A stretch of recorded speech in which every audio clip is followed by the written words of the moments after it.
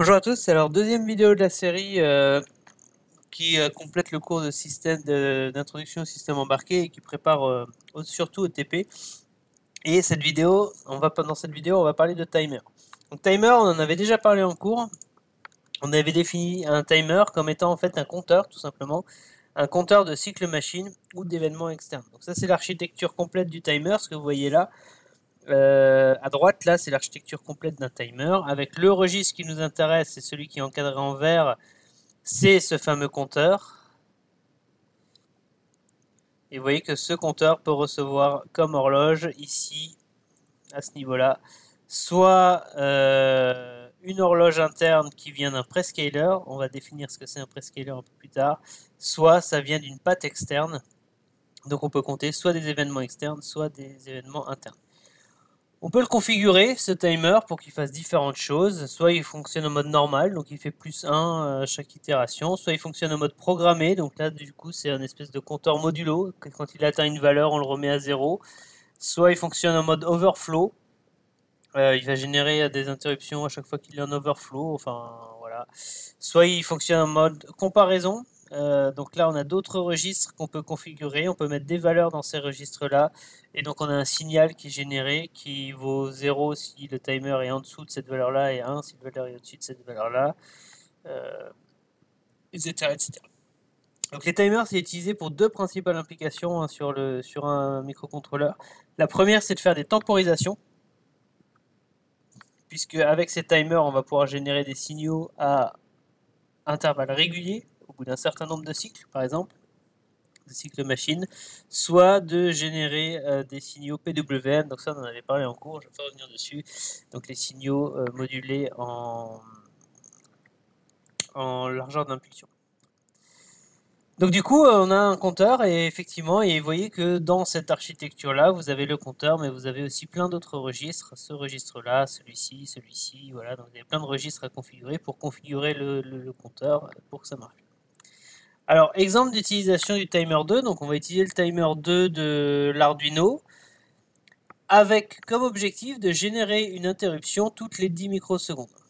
Toutes les 10 millisecondes, pardon. Les questions, c'est comment est-ce que je mets le timer en mode normal, comment est-ce que j'utilise les interruptions du timer, et ensuite comment est-ce que je fais pour générer une interruption toutes les 10 millisecondes. Alors, au niveau du timer, alors déjà, on va retrouver notre meilleur ami qui est la doc du microcontrôleur et on va regarder ce qui est marqué sur le timer 2. Alors, il y a beaucoup de choses sur le timer 2, il y a beaucoup de pages, c'est très verbeux. On vous explique tous les modes de configuration, comment fonctionne le timer, qu'est-ce qu'on peut lui faire, etc., etc., les différents modes de fonctionnement. Nous, on a le mode normal qui est le mode le plus simple. Donc, dans ce mode, ce timer s'incrémente tout le temps. Et quand on dépasse la valeur 8 bits maximum, il revient à 0. Et le fait qu'il revient à 0, ça génère un flag qui est TOV2, donc ce flag-là, qui peut être ensuite traité comme un flag d'interruption.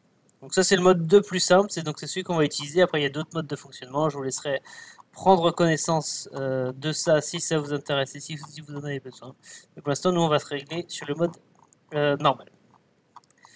Donc tout ça c'est encore du blabla pour expliquer ce que c'est le timer. Et là c'est là où ça commence à nous intéresser. Donc déjà ce schéma là il est intéressant puisque là on vous parle de ce que c'est le prescaler. Donc le prescaler c'est un espèce de compteur comme ça, de diviseur de fréquence qui va donc générer à partir de la clock du microcontrôleur qui est là, qui va générer ici vous voyez des clocks divisés par 8, par 32, par 64. Et derrière ça, on a un espèce de multiplexeur qui va permettre de sélectionner la source. Donc on va pas compter exactement, enfin on peut compter, si on prend directement cette source-là, on peut compter directement des cycles machines, mais on peut aussi compter une fois tous les 8 cycles machines, une fois tous les 32 cycles machines, etc., etc. Là, on arrive à la partie intéressante, puisque je vous rappelle qu'on veut répondre à ces questions. Comment est-ce que je mets le timer en mode normal? Comment est-ce que j'utilise les interruptions? Et comment je fais ensuite pour générer une interruption toutes les 10 millisecondes? Donc la partie intéressante, c'est la configuration du timer. Donc vous avez déjà un registre qui s'appelle TCCR2A, Timer Counter Control Register. Donc c'est un registre qui permet de contrôler le timer. On se dit que ça c'est probablement intéressant. Les bits 7.6, c'est pour compare match output A mode, donc le mode de fonctionnement, enfin la configuration du mode comparaison pour l'output A. Donc c'est là où le timer en fait il se compare à ce que je vous ai expliqué là. Voilà, où il se compare à cette valeur-là, il génère un signal. Donc ça ne nous concerne pas parce que nous on va ici en mode normal. Voilà, donc tout ça on peut skip. Ça c'est pareil pour le B, donc ce signal-là, on peut skip aussi. Ensuite on a les bits 3 et 2 qui sont réservés et le bit 1 enfin les bits 1 et 0 qui permet de choisir le mode de fonctionnement du timer. Alors ça va nous intéresser parce que nous, je vous rappelle qu'on veut le mettre en mode normal. Et vous voyez que pour le mettre en mode normal, en fait, il faut configurer 3 bits qui sont WGM22, WGM21 et WGM20. Je regarde ici. Là, j'ai les bits WGM21 et WGM20 qui sont dans ce registre-là. Donc, je vais devoir mettre des zéros à la fin de ce registre-là. Donc, le premier truc à faire, je sais qu'il faut que je mette dans le registre TCCRA, il va falloir que je change pas les premières valeurs, les 6 premières valeurs, par contre je vais mettre un 00 à la fin. Vous voyez que pour le moment j'ai un bit qui me manque là, le celui-là, le WGM22, il n'est pas là, il n'était pas dans ce registre-là, donc c'est pas grave, on garde ça dans un coin de la tête, parce qu'il va falloir probablement, s'il n'est pas là, c'est qu'il doit être dans un autre registre. Ensuite, j'ai le Timer Counter Control Register 2. Le bit 7, c'est toujours en utilisant le mode comparaison, on s'en tape. Le bit 6, c'est pareil. Le bit 5 et 4, ils sont réservés. Le bit 3, vous voyez que c'est mon fameux bit WGM22. Donc c'est celui dont on parlait tout à l'heure. Donc ça veut dire que le TCCR, je pense qu'il y a un 2, j'ai oublié tout à l'heure. Ouais, c'est TCCR, c'est pas juste A, c'est TCCR 2A. Et 2B, on sait que les premiers bits, on s'en fout. Par contre, en position 3, donc ici, il va falloir mettre un 0. Les bits 2 à 0, eux, servent à choisir la clock. Donc, en référence à ce que je vous ai expliqué tout à l'heure, vous pouvez prendre la clock directe, vous pouvez prendre la clock à partir d'un prescaler. Et donc, ces bits-là que vous allez mettre là, ça va être le prescaler. On va y revenir dessus, on va y réfléchir après. Vous voyez ensuite qu'il y a le TCNT, donc c'est la valeur du registre de comptage. Donc celle-là, elle peut nous intéresser aussi. TCNT2, donc c'est la valeur actuelle que contient le timer, hein, c'est ce registre-là tout simplement, donc c'est celui qui est le registre du compteur. Output Compare Register, ORCA et ORCB, on ne les utilise pas, donc on ne s'en inquiète pas. Interrupt Mask Register. Donc comme on veut utiliser les interruptions, là il va falloir probablement l'utiliser celui-là. Donc vous avez 3 bits configurables ici, un bit qui correspond à l'interruption sur la comparaison, donc encore une fois on ne le fait pas, comparaison, interruption sur la comparaison on ne fait pas. Par contre celui-ci, le Overflow Interrupt, celui-là c'est celui qui nous intéresse justement parce que nous on veut générer des interruptions en mode normal, en tout cas quand le timer arrive en overflow. Donc il faut valider ce bit là. Donc le registre TIMSK2, celui-là on sait que on touche pas aux 7 premiers bits, par contre le dernier, 1, 2, 3, 4, 5, 7, le dernier il est obligatoirement à 1. Je continue, donc là j'ai les flags, comme pour l'interruption externe, les flags ils ne vont pas m'intéresser directement, hein, donc pas besoin de trop les regarder. Et ensuite un registre ASSR, Enable External Clock, donc on peut utiliser la clock externe, il faut configurer ce bit là, et puis ça c'est pour les modes asynchrone, etc. etc. Donc tout ça on ne va pas utiliser. General Timer Counter Register, c'est pour faire un reset du prescaler, et voilà, on est arrivé au bout. Donc voilà les registres qu'il va falloir configurer. Maintenant je vais générer une interruption toutes les 10 millisecondes. Et là, il faut un tout petit peu réfléchir à qu'est-ce que je vais mettre dans le prescaler et comment je vais faire pour générer ces interruptions tous les 10 millisecondes. Sachant que la clock externe, elle est à 16 MHz. Enfin, la clock des entrées-sorties, elle est à 16 MHz. Donc 16 MHz, en fait, ça c'est le temps d'un cycle. Donc la question, c'est combien de cycles je vais devoir attendre avant de générer une interruption.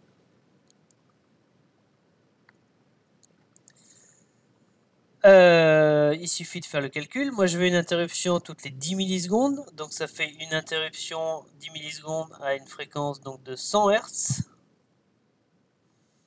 Je suis à 16 MHz. Il faut donc que j'ai un facteur de division total de 160 000.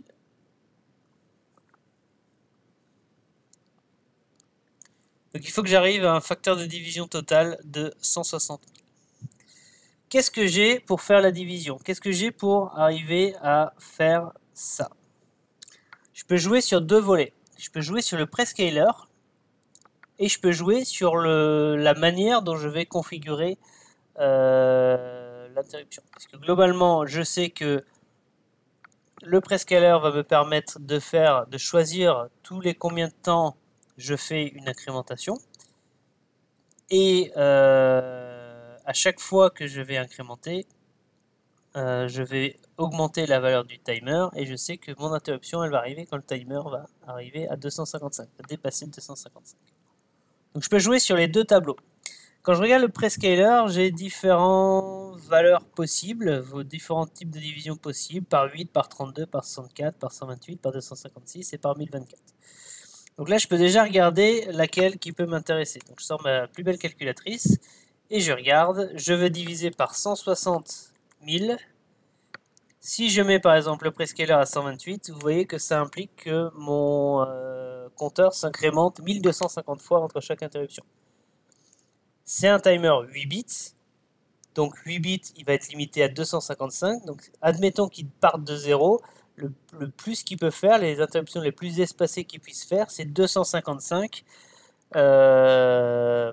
C'est 256 cycles. Là, j'aurais besoin, enfin 256 incrémentations. Là, j'aurais besoin de 1250 incrémentations, donc c'est évidemment pas possible. Je regarde avec 1024 par exemple, avec 1024 divisé par 1024, là c'est un petit peu plus jouable parce que vous voyez que globalement, divisé par 1024, ça veut dire qu'il faut 156 cycles. Donc si j'utilise un prescaler de 1024, il faut 150, environ 156 incrémentations entre deux interruptions. Comment je fais pour n'avoir que 156 incrémentations entre deux interruptions? Eh bien, tout simplement, je vais décider que à chaque interruption,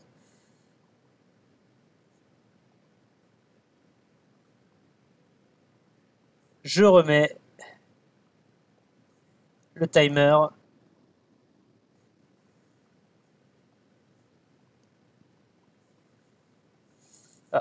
ça va rater, on va refaire, voilà, tac tac tac, ça n'a pas sauvegardé, super, allez c'est reparti. Donc j'ai dit 160 000 cycles, j'ai un prescaler, j'ai choisi 1024, ça implique 156 incrémentations.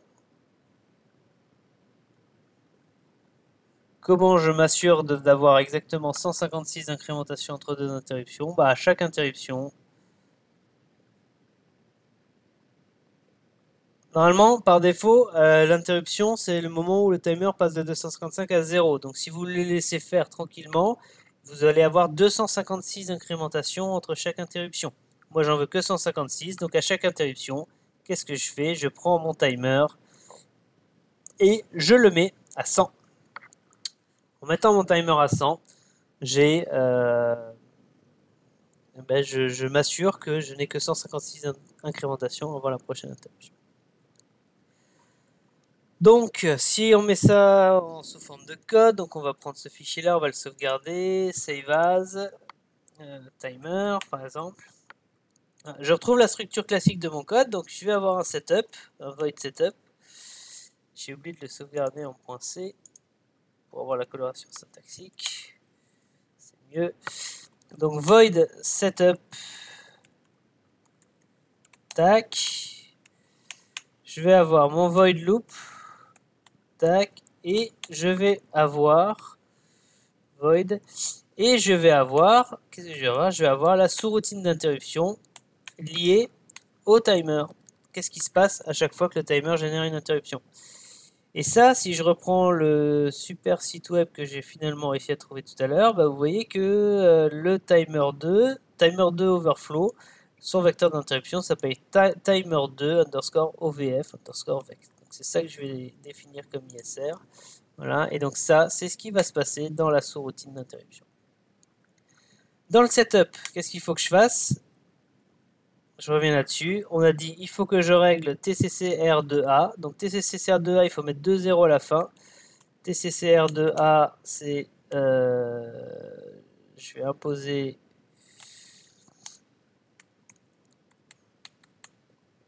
deux 0 à la fin. Ensuite, j'ai TCCR2B. Celui-là, j'ai dit il faut que j'impose un 0, puis je règle le prescaler. Le prescaler, pour avoir un prescaler de 124, il va falloir que je mette que des 1.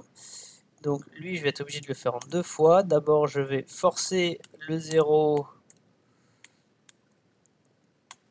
à cet endroit-là. Et puis, je vais imposer les 1 à la fin pour avoir le prescaler dont j'ai envie.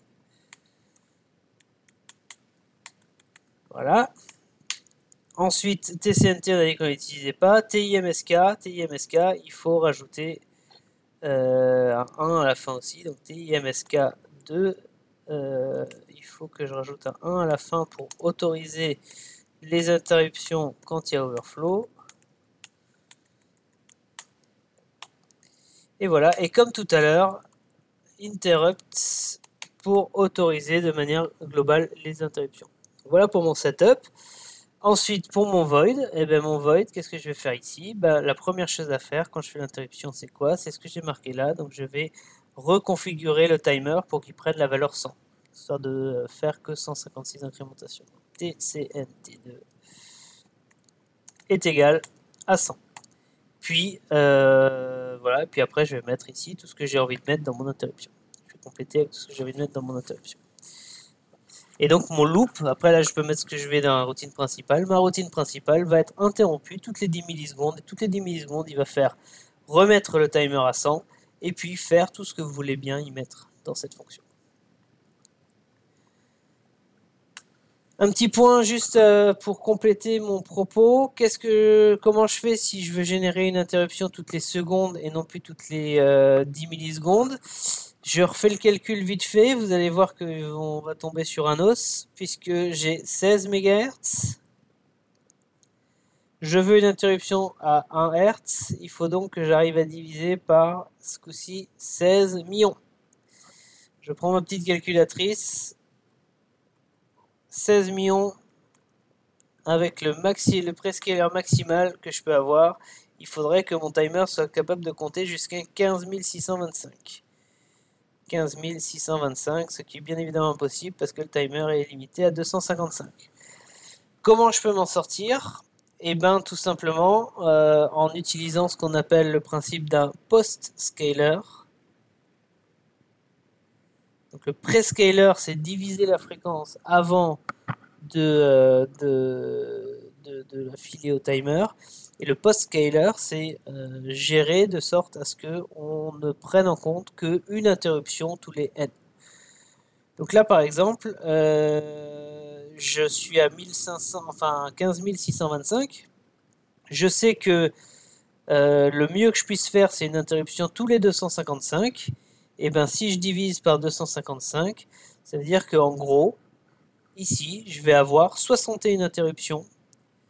En fait, à peu près 60 ou 61 interruptions avant de réellement faire quelque chose. Donc, je vais compter le nombre d'interruptions que je reçois Et ce n'est que à la 61e interruption que je vais me manifester, que je vais faire ce que j'ai envie de faire toutes les secondes. Donc je peux pas, en fait, c'est pour ça que j'ai mis en rouge, je peux pas décider de générer une interruption toutes les secondes. Je suis obligé de générer une interruption à une cadence, à une fréquence beaucoup plus forte qu'une fois toutes les secondes. Par contre, ce que je peux tout à fait faire, c'est dans la sous-routine d'interruption, mettre du code pour dire tu ignores les 60 premières interruptions et par contre tu traites la 61e. Alors après, c'est pas le choix le plus judicieux, hein. Là j'ai dit 255, mais évidemment vous pouvez choisir ici n'importe quoi. 255, c'est pas le choix le plus judicieux. Pourquoi? Parce que c'est une valeur non entière, donc il faudrait en fait utiliser toutes les 61,2 interruptions, ce qui est évidemment pas possible. Par contre, en prenant des valeurs un tout petit peu plus malignes, comme par exemple si je fais ça divisé par 250, donc une valeur qui a un vrai diviseur de 15 625, je vais pouvoir trouver des choses sympas. Donc 250, c'est toujours pas bon parce qu'on est à 62,5. Donc, mais par contre, 15 625 du coup divisé par 125, là on arrive à quelque chose de précieux, on arrive à pile 125. Donc si je fais en sorte d'avoir une interruption toutes les, enfin exactement 125 incréments entre les interruptions, et si j'ignore les 124 premières interruptions pour ne me concentrer que sur la 125e, je suis capable de gérer des événements qui arrivent toutes les secondes. Encore une fois, je vais faire plus d'interruptions qu'une fois toutes les secondes, mais par contre, je peux décider d'ignorer celles qui ne me concernent pas. Et donc là, comment ça se présenterait? Par exemple, on pourrait créer une variable globale qui serait le post scaler, qui serait un byte par exemple. Donc un octet, post scaler, configuré à 0. Et ici, il faut du coup générer une interruption. On a dit qu'on allait prendre 125 par exemple. Donc 256 moins 125, il faut recharger le compteur à 131, le timer à 131, pour avoir l'interruption toutes les au bout de 125 incréments. Et puis ici, je vais faire un test tout simplement. Si le post scaler est inférieur à 125, à ce moment-là, on est dans le cas où on ignore l'interruption. Le seul truc qu'on va faire, c'est post-scaler plus plus pour incrémenter le post-scaler. Sinon, si on n'est plus inférieur à 125, c'est que c'est la 125e interruption. Et là, on n'oublie pas qu'il faut d'abord le remettre à 0. Et ensuite, vous pouvez envoyer ici ce que vous voulez. Et toutes les instructions que vous mettez là ne seront traitées qu'à la 125e interruption. Et comme il y a exactement 125 interruptions par seconde, donc tout ce que vous mettez là ne sera traité qu'une seule fois par seconde. Donc voilà la technique si on veut un peu bypasser la barrière des 8 bits. Le fait que ce soit un timer 8 bits et le fait que le post-scaler soit limité à 1024. Voilà pour cette vidéo sur les timers. Donc vous allez devoir l'utiliser en TP. Hein. D'ailleurs le TP il commence un petit peu par là, puisque comme vous allez vouloir faire une station météo avec une horloge numérique, et il va falloir trouver un moyen de générer des interruptions toutes les secondes, justement pour utiliser cette horloge numérique. Voilà pour cette vidéo. Les suivantes vont concerner les protocoles de communication principalement, avec les 3 protocoles importants qu'on a vus, qui est l'UART, le SPI et le I2C. Merci pour votre attention et à bientôt.